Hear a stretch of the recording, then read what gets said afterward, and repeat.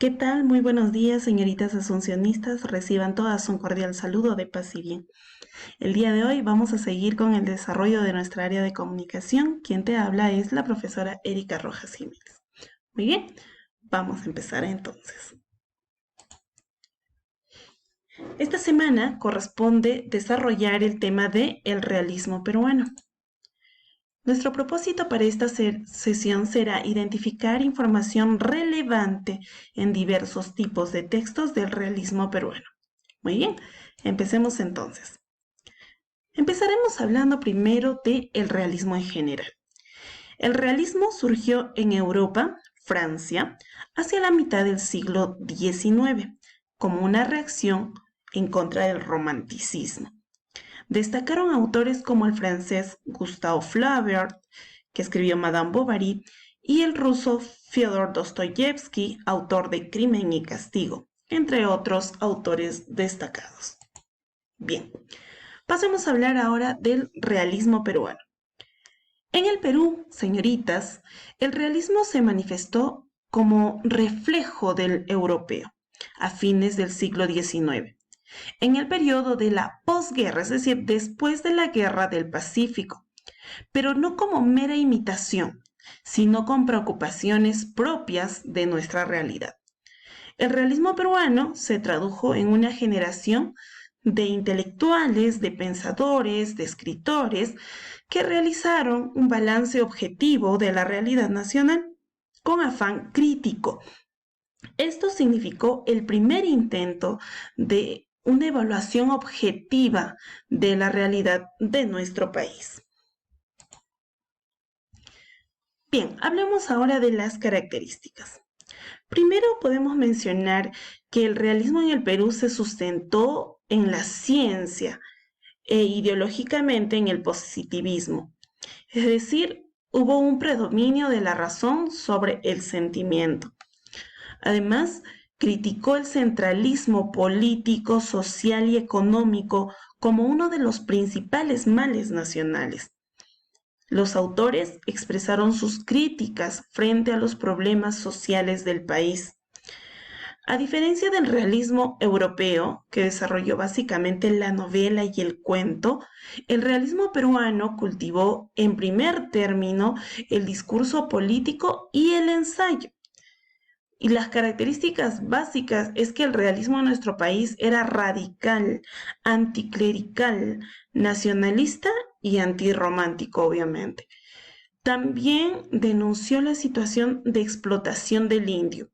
Los autores propusieron la reivindicación del indio postergado. Y por último, se sustentó en el radicalismo político y social. Es decir, las obras tienen un propósito moral y también social. Los máximos exponentes dentro de este periodo van a ser Manuel González Prada y Ulloa con sus obras Páginas Libres, que es la más memorable, y también Horas de Lucha.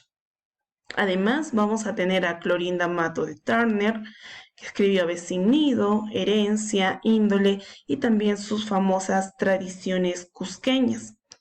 Además, vamos a tener a Mercedes Cabello de Carbonera, que escribió Sacrificio y Recompensa y también Los Amores de Hortensia. Además, tenemos a Abelardo Gamarra, conocido como El Tunante, que escribió 100 años de vida perdularia, también algo del Perú y mucho de Pelagatos. Y por último tenemos a Leonidas Yerovi, que escribió la de 4000. Bien, hablemos un poco sobre Manuel González Prada y Ulloa. Este escritor nació en Lima en 1844, en el seno de una familia aristocrática. Antes de la guerra contra Chile, cultivó una literatura romántica, sobre todo en la lírica. Después de la guerra con Chile, se asentó como polémico ensayista y autor de candentes y retóricos discursos políticos. Fue declaradamente antiaristocrático, anticlerical, antilimeñista, antihispanista, antichileno y en suma un anarquista. Fustigó incansablemente a los responsables de la política nacional basada en el centralismo con todas sus secuelas: corrupción social y moral, explotación del indio, etc. Falleció en Lima en 1918. Algo que podemos destacar en él es que fue llamado el apóstol de la muerte, porque fustigó las esferas eclesiásticas, políticas, militares, sociales de esa época. También lo llamaron el sibarita. Algunas características literarias que tuvo este autor es que cultivó predominantemente el ensayo y el discurso político. Su poesía, un tanto a la sombra de su encendida prosa, es formalmente innovadora, al punto que se le considera precursor del modernismo hispanoamericano. Utilizó el rondel, el triolet y la balada francesa. Destaca en su prosa el contraste entre el tratamiento de temas candentes y de afán cuestionador con la delicadez y plástica musicalidad de su discurso. Es completamente innovador tanto en forma como en contenido. Sus obras más destacadas dentro de la lírica son minúsculas, presbiterarias, exóticas, baladas peruanas y grafitos. Y dentro de sus obras en prosa están obviamente Horas de lucha, Bajo el oprobio, Propaganda y ataque, Anarquía, El tonel de Diógenes y obviamente su obra más destacada, su obra cumbre, Páginas libres. Páginas libres. Con su actitud renovadora e inconforme, González Prada llegó a proponer una nueva ortografía para el castellano. Fíjense, propuso una nueva ortografía para el castellano. Por ello, por ejemplo, su obra cumbre se titula Páginas libres. Seguramente te has dado cuenta que está escrito con J. Este libro, publicado en 1894, contiene 20 textos sobre temas diversos, entre estudios, ensayos, artículos y discursos. El título hace alusión a la naturaleza libre pensadora del autor. Destaca el famoso discurso en el Politeama, leído en el teatro del mismo nombre de Lima, el 28 de julio de 1888. Es famosa la frase: los viejos a la tumba, los jóvenes a la obra. El día que se leyó el discurso en el Politeama se encontraba presente el entonces presidente de la República, don Andrés Avelino Cáceres. Fue leído por el joven estudiante de origen ecuatoriano Manuel Urbina. El discurso en el Politeama explora varios temas. Llama a la juventud limeña a juzgar sin perdón a la generación anterior, responsable del caos de la guerra. La ignorancia y el espíritu de servidumbre que caracterizan al peruano tienen su génesis en la pésima educación, que no se ha renovado con la ciencia, más bien está más pegada a la iglesia. La política gubernamental de improvisación y corrupción generalizada. Y por último, justifica el odio hacia el enemigo chileno y llama a la juventud a aprovechar dicho odio para la superación. Además, podemos destacar la figura femenina de Clorinda Mato de Turner. Hablemos un poco de ella.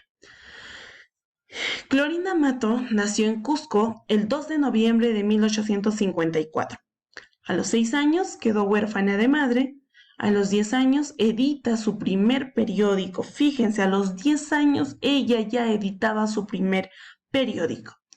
Se casó con José de Turner, terrateniente, y se establece en Tinta.